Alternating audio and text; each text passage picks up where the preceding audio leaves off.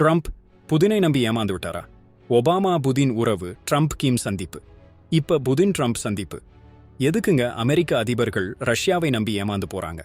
அமெரிக்க அதிபர் ட்ரம்பும் ரஷ்ய அதிபர் புதினும் சமீபத்தில் சந்தித்து பேசினார்கள். இந்த சந்திப்புக்கு பிறகு ட்ரம்ப் உக்ரைன் போர் தொடர்பாக மாற்றி மாற்றி பேசி மக்களை குழப்பி வருகிறார். ஒரு பக்கம் புதினை புகழ்கிறார், மற்றொரு பக்கம் உக்ரைனில் நடந்த தாக்குதலுக்கு வருத்தம் தெரிவிக்கிறார். 2 வாரங்களில் போருக்கு ஒரு தீர்வை கொண்டு வருவதாகவும் அவர் உறுதியளிக்கிறார்.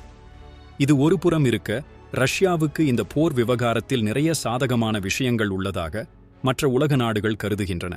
ட்ரம்பின் இந்த குழப்பமான பேச்சு ரஷ்யாவுக்கு பெரிய பிரச்சார வெற்றியை கொடுத்துள்ளதாக ஐரோப்பிய ஒன்றியத்தின் வெளியுறவு கொள்கை தலைவர் கஜா காலிஸ் கூறுகிறார். புதின் கொடுத்த வாக்குறுதிகளை ஒருபோதும் காப்பாற்றியதில்லை, அவரை நம்பாதீர்கள் என்றும் எச்சரித்துள்ளார். இது நண்பர்களுக்கு இடையேயான உறவு இல்லை, இது ஒரு விசித்திரமான உறவு என்று அரசியல் விமர்சகர்கள் கூறுகிறார்கள். சர்வாதிகாரிகள் பெரும்பாலும் பிரபலமடைவார்கள் என்றும் அவர்கள் கூறுகிறார்கள். இந்த உக்ரைன் ரஷ்யா போர் என்பது வெறும் மோதல் மட்டுமல்ல, உலக அரசியல் சக்திகளின் உள்நோக்கங்களை வெளிப்படுத்தும் ஒரு களமாக மாறியுள்ளது. இந்த போர் ஒரு உலக அரசியலின் விளையாட்டாக பார்க்கப்படுகிறது. உண்மையிலேயே யார் ஏமாந்தார்கள், யார் வெற்றி பெற்றார்கள் என்பதை நீங்க என்ன நினைக்கிறீங்க? கமெண்ட்ல சொல்லுங்க.